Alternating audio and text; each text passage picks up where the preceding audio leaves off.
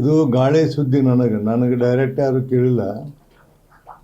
ನನಗೆ ಯಾರು ಡೈರೆಕ್ಟಾಗಿ ನೀವು ರಾಜೀನಾಮೆ ಕೊಡ್ರಿ ಅಥವಾ ನಿಮ್ಮ ಮೇಲೆ ಅವಿಶ್ವಾಸ ಮಂಡನೆ ಮಾಡ್ತೀವಿ ಅಂತೇಳಿ ಯಾರು ಕೇಳಿಲ್ಲ.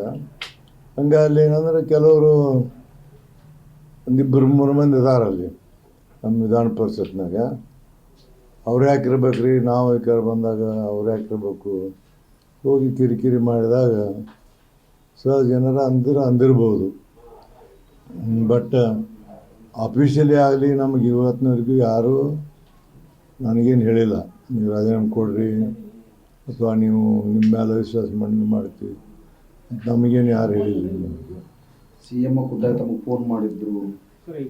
ಫೋನ್ ಮಾಡಿದ್ರಂದ್ರೆ ನಾನು ಹಾಸ್ಪಿಟಲಾಗಿದ್ದೆ. ಯಾರೋ ಸುದ್ದಿ ಅಂತ ಆರೋಗ್ಯವನ್ನು ವಿಚಾರಣೆ ಮಾಡಿದ ಹೊರತಾಗಿ ಅವರು ಈ ರಾಜಕೀಯ ಬಗ್ಗೆ ಮಾತಾಡಿಲ್ಲ ಅಂತ. ನನಗೇನು ಅವರು ರಾಜೀನಾಮೆ ಬಗ್ಗೆ ಅದೇನು ನನಗೆ ಹೇಳಿಲ್ಲ. ಅವರು ಹಾರಕಿ ಸುದ್ದಿ ಬಂದದ್ದು ಮುಖ್ಯಮಂತ್ರಿಗಳು ರಾಜೀನಾಮೆ ಕೇಳ್ಯಾರ ಅಂತೇಳಿ ಬಂತು. ಬಟ್ ನನಗೆ ಅದನ್ನು ನೇರವಾಗಿ ಮಾತಾಡಿಲ್ಲ ಅವರು. ಮಳೆಗಾಲದ ಅಧಿವೇಶನ ಮುನ್ನವೇ ಹೊರಟ್ಟಿ ಅವರು ಸ್ಥಾನಕ್ಕೆ ರಾಜೀನಾಮೆ ಕೊಡ್ತಾರೆ. ಒಂದು ವೇಳೆ ಈ ಥರ ಅವಿಶ್ವಾಸ ನಿರ್ಣಯವನ್ನು ಮಂಡನೆ ಮಾಡ್ತೀವಂದ್ರೆ ಅಥವಾ ರಾಜೀನಾಮೆ ಕೊಡಂದ್ರೆ ನಾನು ತಕ್ಷಣ ರಾಜೀನಾಮೆ ಕೊಡ್ತೀನಿ. ನಾನು ಅದನ್ನು ಇಟ್ಕೊಳ್ಳೋದಿಲ್ಲ. ಯಾಕಂದ್ರೆ ಆ ರೀತಿ ನನಗೇನು ಬಂದಿಲ್ಲ. ಇಷ್ಟು ವರ್ಷದಿಂದ 46 ವರ್ಷದಿಂದ ರಾಜಕೀಯ ಮಾಡ್ತಿದ್ದೀನಿ. ನಾನು ಮಂತ್ರಿಯಾಗಿ ಕೆಲಸ ಮಾಡೀನಿ, ಸಭಾಪತಿಯಾಗಿ ಕೆಲಸ ಮಾಡೀನಿ. ನಾನು ನನ್ನಲ್ಲಿ ಎಲ್ಲಿ ಇವತ್ತಿನವರೆಗೆ ಯಾರು ನನಗೆ ಹೆಸರಿಡುವಂಥ ಕೆಲಸವನ್ನು ನಾನು ಮಾಡಿಲ್ಲ. ಇಲ್ಲ, ಕುರ್ಚಿ ಗಂಟಕ್ಕೆ ಸಾಧ್ಯನೇ ಇಲ್ಲ.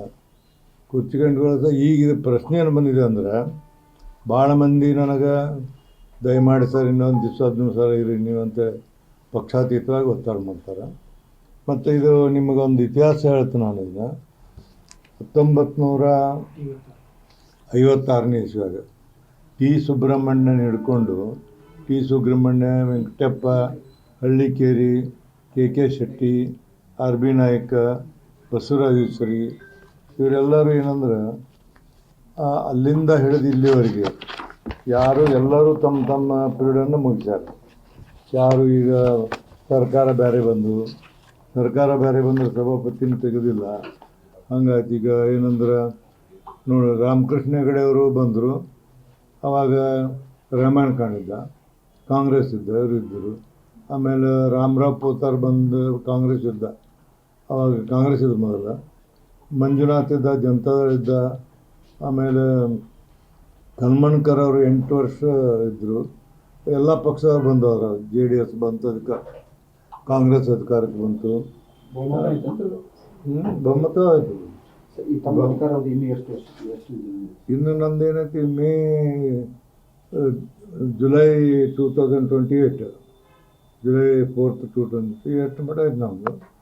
ಮತ್ತು ಈ ಸುದರ್ಶನ್ ಕಾಂಗ್ರೆಸ್ ಇದ್ದರು, ಎಲ್ಲ ಇದ್ದರು. ಇಂಥವ್ರಾಗ ಯಾವುದು ಬದಲಾವಣೆ ಆಗಿಲ್ಲ. ಆ 7 ಮಂದಿ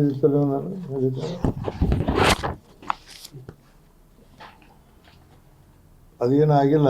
ಇದು ಯಾಕೆ ನನಗೆ ವಿಚಿತ್ರ ಅನಿಸೋದು ಏನಂದ್ರೆ, ಇದು ಯಾಕೆ ನ್ಯೂಸ್ ಬಂತು ಇದು ತಿಳಿದಿಲ್ಲ ಇನ್ನವರಿಗೆ. ಇಲ್ಲಿ ನೋಡಿ, ಇದು ನೀವು ನೋಡ್ಕೊಳ್ಳಿ.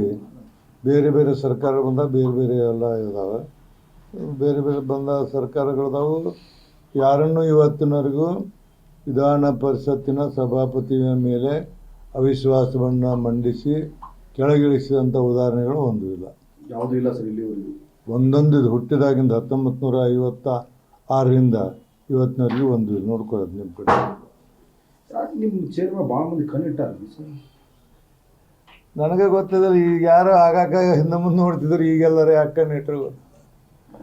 ಅದ್ರ ಮೇಲೆ ಭಾಳ ಮಂದಿ ಸಭಾಪತಿ ಆಗಕ್ಕೆ ಹಿಂದೆ ಮುಂದೆ ಮಂತ್ರಿ ಆಗತ್ತಿದ್ರು, ಸಭಾಪತಿ ಆಗಕ್ಕೆ ಹಿಂದೆ ಮುಂದೆ ನೋಡ್ತಿದ್ರು. ಬಟ್ ಈಗ ಯಾಕೋ ಅದು ಅಟ್ರ್ಯಾಕ್ಷನ್ ಭಾಳ ಆಗಿದೆ ಕಾಣ್ತದೆ ಎಲ್ಲರಿಗೂ. ಅದಕ್ಕೆ ಕಣ್ಣಿಟ್ಟಿರ್ಬೋದು.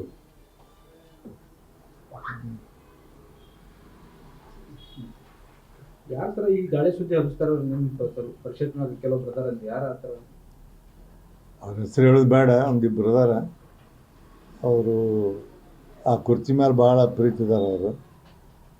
ಅವರು ನಡು ಒಂದಿಷ್ಟು ಹಿಂದೆ ಮಾತಾಡ್ಯಾರ. ಅವಾಗೆಲ್ಲ ಅದಕ್ಕೆ ಅವರಿಗೆ ಅವ್ರೇನು ಆಗೋದಿಲ್ಲ, ಆ ವಿಷಯ ಬೇರೆ. ಅದನ್ನು ನಾ ಬರೆದು ಕೊಡ್ತೇನೆ ನಿಮಗೆ. ಅಲ್ಲಿ ನೋಡಿ, ವಿಧಾನ ಪರಿಷತ್ತಿನ ಸಭಾಪತಿ ಕೆಲಸ ಅನ್ನೋದು ಸಾಮಾನ್ಯವಾದಂಥದ್ದಲ್ಲ. ಇವತ್ತಿನ ದಿನಮಾನಗಳಲ್ಲಿ ವಿಧಾನ ಪರಿಷತ್ನಲ್ಲಿ ಬಹುಮತ ಇರಲಿ ಇರದೆ, ನಾನು ಇದ್ದಾಗ ಬಹುಮತ ಇದ್ದಿದ್ದಿಲ್ಲ. ಬಟ್ ಸರ್ಕಾರಕ್ಕೆ ಎಂಬ್ರಾಸ್ಮೆಂಟ್ ಮಾಡೋವಂಥ ಕೆಲಸ ಯಾವಾಗ ಮಾಡಲ್ಲ. ಅಲ್ಲಿ ಕುಂತಂಥವ್ರು ನಾನು ನೋಡು, ಸಭಾಪತಿ ಆದ ನಂತರ ಇಮ್ಮಿಡಿಯೇಟ್ಲಿ ನಾನು ಅಲ್ಲೇ ಅನೌನ್ಸ್ ಮಾಡಿ, ನಾನು ಏನಂದ್ರೆ ಪ್ರಾಥಮಿಕ ಸದಸ್ಯ ಪಕ್ಷಕ್ಕೆ ರಾಜೀನಾಮೆ ಕೊಡೋದನ್ನು ಕೊಟ್ಟು, ಅಲ್ಲೇ ಲೆಟರ್ ಕೊಟ್ಟು ಸಭಾಪತಿ ಆಗಿರುವವರೆಗೆ ನಾನು ಪಕ್ಷಾತೀತ ರಾಜೀನಾಮೆ ಕೊಟ್ಟು ಅವತ್ತು ಸಭಾಪತಿ ಚೇರ್ ಇರುವವರೆಗೆ ಪಕ್ಷಾತೀತವಾಗಿ ಇರ್ತಂತೇಳಿ ರಾಜೀನಾಮೆ ಕೊಟ್ಟು ಅವತ್ತು ಅನೌನ್ಸ್ ಮಾಡಿದೆ. ಈಗ ಮುಖ್ಯಮಂತ್ರಿಗಳಿಗೆ ಇನ್ನು ಭೇಟಿಯಾಗಿ ಬರ್ತೀವಿ ಸರ್, ಈ ಸಂಪುಟ ಏನಾದರೂ? ನಾನು ನಿಮಗೆ ಆನೆಸ್ಟಾಗಿ ಹೇಳ್ಬಿಡ್ಲಿ, ನಾನು ಅವರಿಗೆ ಇವ್ರಿಗೆ ಭೇಟಿ ಆಗೋದು ಇದೆಲ್ಲ. ಒಂದ್ಸರಿ ಮುಖ್ಯಮಂತ್ರಿ ನನಗೆ ಇವರೇನು MLCಗಳು ಆರಿಸಿ ಬಂದ್ರಲ್ಲ 7 ಮಂದಿ, ಆವಾಗ ಓತ್ ಕೊಡುವಾಗ ಅವತ್ತು ಸಿಕ್ಕಿದ್ರು ಅವರು. ಅವತ್ತು ನನಗೆ ಅಂದರು ಅವರು, ಏನು ಮುಖ್ಯಮಂತ್ರಿಗಳು ನಮ್ಮಲ್ಲಿ ಒಂದಿಷ್ಟು ಮಂದಿ ಕಿರಿಕಿರಿ ಮಾಡಾಕತ್ತಾರೆ ನಿಮ್ಮ ಸಲುವಾಗಿ ಅಂದರು. ಹೌದೇನು ರೀ ಅಂದೆ. ಮಾತಾಡೋಣ ಆಮೇಲೆ ಅಂದರು. ಆಯ್ತು ಅಂದೆ. ಇಷ್ಟ ಒತ್ತಡ ಆಯ್ತು ಸರ್ ಅವ್ರ ಮೇಲೂ. ಅದೇ ಅವ್ರಿಗೆ ಗೊತ್ತದು, ನಿಮಗೆ ಗೊತ್ತು, ನನಗೇನು ಗೊತ್ತಿಲ್ಲ. ಅದು ಅವ್ರ ಮೇಲೆ ಒತ್ತಡ ಐತೆ ಇಲ್ಲ ಐತೆ. ಅಲ್ಲ, ಒತ್ತಡ ಇದ್ದರೆ ನಾನು ಅಂತೀನಿ, ನಾನು ಬಿಡಂತ ಹೇಳ್ಬಿಟ್ಟು ಬಿಟ್ಬಿಡ್ತೀನಿ, ಪ್ರಶ್ನೆ ಇಲ್ಲ. ಏನು ಮಾಡೋದು ಈಗ? 10 ವರ್ಷ ಆದರೂ ಮಾಜಿ ಅಂತಾರೆ, 1 ವರ್ಷ ಆದರೂ ಮಾಜಿ ಅಂತಾರೆ, ಸಾಕು. ಮತ್ತು 3 ಸಲ ಸಭಾಪತಿ ಆಗೀನಿ. ನೀವು ವಿಚಾರ ಮಾಡಿರಿ, ನಾವೊಬ್ಬ ಸಾಮಾನ್ಯ ಮನುಷ್ಯ ಇದ್ದಂಥವ ಇಂಥ ಎತ್ತರ ಬಂದಂಥ ಸ್ಥಾನವನ್ನು ಕೊಡಿದ್ದೇವೆ ನನ್ನ ಕರುಣಿಸೋಣ.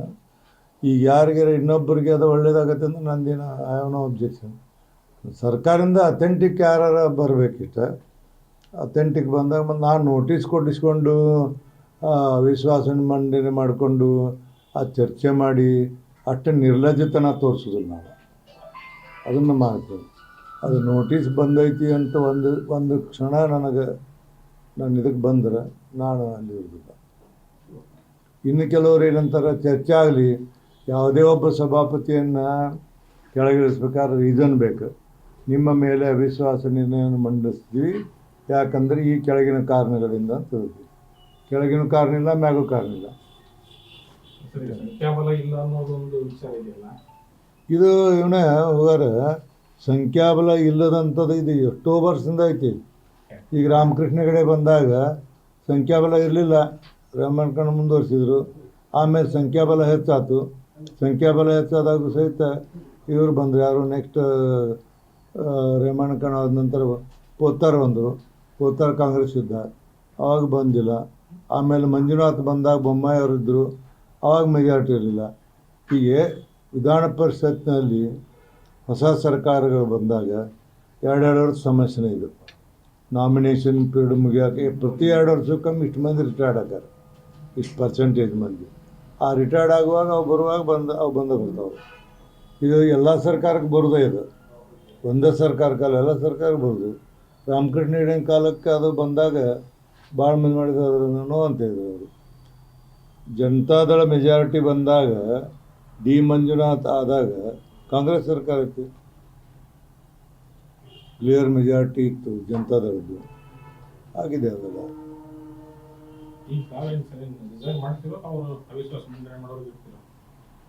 ನಾ ಹೇಳಿದ್ನಲ್ಲ ನಿಮಗೆ, ಅವಿಶ್ವಾಸ ಮಂಡನೆಯನ್ನು ಮಾಡುವಂಥದ್ದು ಬರಲಿ, ಸರ್ಕಾರದಿಂದ ಯಾರದೇ ನನಗೊಂದು ಮೆಸೇಜ್ ಬರಲಿ, ನಾ ಅಲ್ಲಿ ಮುಂದುವರಿಯೋದಿಲ್ಲ. ಅಷ್ಟಕ್ಕೆ ಇದ್ರು ನಮ್ಮವರು ಕೆಲವರು ಕಿರಿಕಿರಿ ಮಾಡ್ತಾರೆ ನಿಮ್ಮ ಸಲುವಾಗಿ ಅಂದರು. ಹೌದೇನ್ರಿ ಅಂದೆ. ಮಾತಾಡೋಣಂತೆ. ಆಮೇಲೆ ನಾ ಬಂದ ಕೂಡಲೇ ಇಲ್ಲ, ಹಾಸ್ಪಿಟ್ಲಿಗೆ ಅಡ್ಮಿಟ್ ಆಗಿ ನಿನ್ನೆ ಹೊರಗೆ ಬಂದೀನಿ. ನೋಡ್ಬೋದು. Thank you. ಅಧಿವೇಶನ ಎಲ್ಲಿ ಸರ್? ಬೆಂಗಳೂರು ಅಥವಾ ಬೆಳಗಾವಿ? ಬೆಂಗಳೂರು. ಬೆಳಗಾವಿಯಲ್ಲಿ ಮಾಡ್ಬೇಕಂತ ಇಲ್ಲ, ಇವರಿದ್ದಾಗ ನಾವು ಹೇಳಿದ್ನಿ ಬೆಳಗಾವಿ ಮಾಡೋಣ ಅಂತೇಳಿ ಒಪ್ಕೊಂಡಿದ್ರು ಸಿದ್ದರಾಮಯ್ಯವರು. ಇವರು ಬೆಂಗಳೂರು ಅಂತೇಳಿ ಬಂತು ನ್ಯೂಸ್.